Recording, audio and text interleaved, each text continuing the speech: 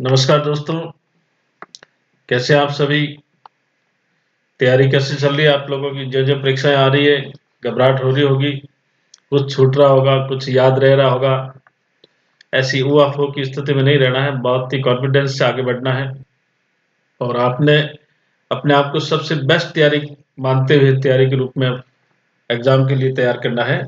तो पॉलिटी का जो चैप्टर है आपके रीट के अंदर, हमारा संविधान, उसका तीसरा मॉडल पेपर लेके आज अपन डिस्कस करेंगे इस वीडियो में। तो बहुत सारे महत्वपूर्ण प्रश्न जो आपकी परीक्षा लायक हैं, उन सारे प्रश्नों का कलेक्शन मैंने किया है, जिसकी अपन चर्चा करेंगे। तो चलें शुरू करें।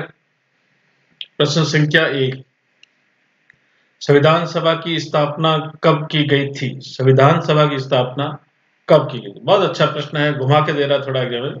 22 जुलाई 1947, 9 दिसंबर 1946, 13 दिसंबर 1947, 11 दिसंबर 1947। तो इसका आंसर आपके हो जाएगा, यानी संविधान सभा का जो पहला अधिवेशन हुआ, उसी को अपन संविधान सभा की स्थापना के रूप में कह सकते हैं। तो बी इसका आंसर हो जाएगा, 9 दिसंबर 1946। संविधान सभा के प्रोटम स्पीकर कौन थे? बहुत बढ़िया प्रश्न है, कई बार पूछा गया है।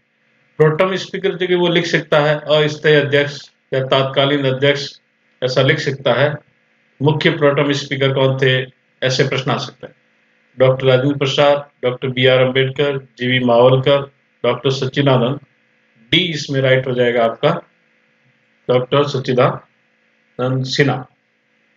प्रश्न संख्या 3, पंडित जवाहरलाल नेहरू द्वारा प्रस्तुत उद्देश्य प्रस्ताव में कुल कितने अनुच्छेद थे?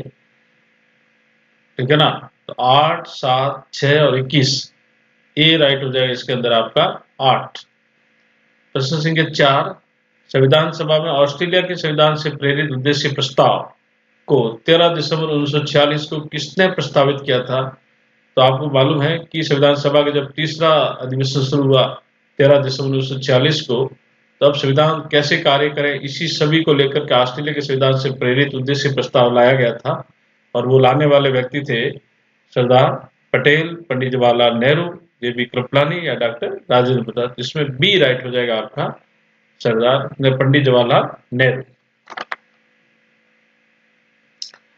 भारतीय संविधान सभा ने उद्देश्य प्रस्ताव को कब अंगीकृत किया?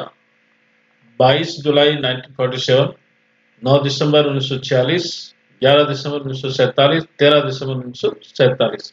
तो ये अंगीकृत किया यानी कब पास किया, कब पारित किया? तो 22 जुलाई 1947। ए आंसर इसका हो जाएगा आपका ए।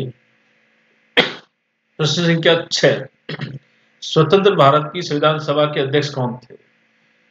स्वतंत्र भारत की संविधान सभा के अध्यक्ष कौन थे? तो G V. Mavalankar, doctor B R. Ambedkar, doctor Rajendra Prasad, S C. Mukherjee. तो आपके इसमें सी ऑप्शन आ जाएगा, डॉक्टर राजेंद्र प्रसाद।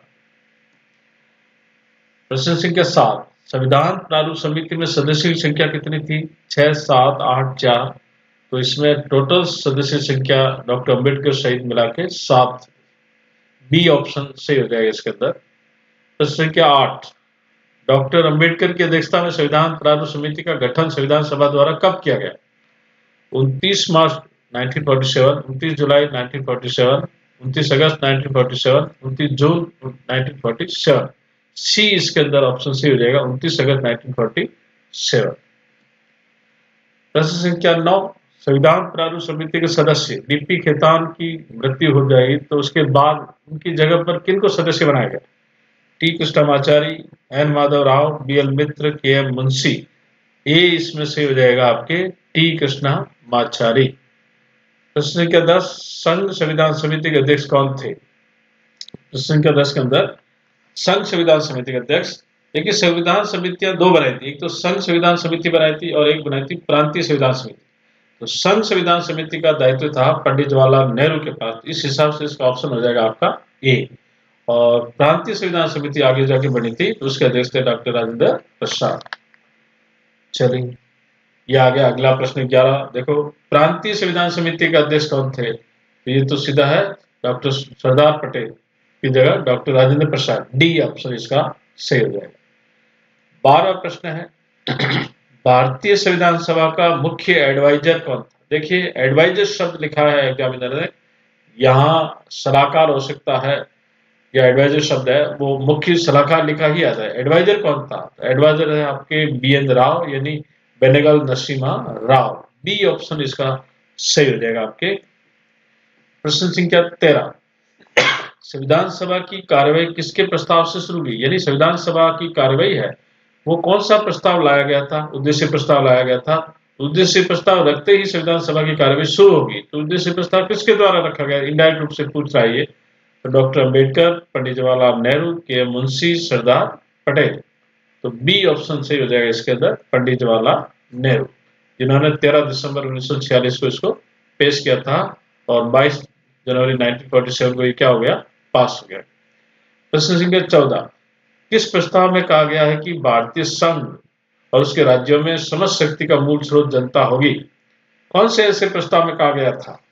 तो ए जो है वो इसका आंसर है उद्देश्य प्रस्ताव।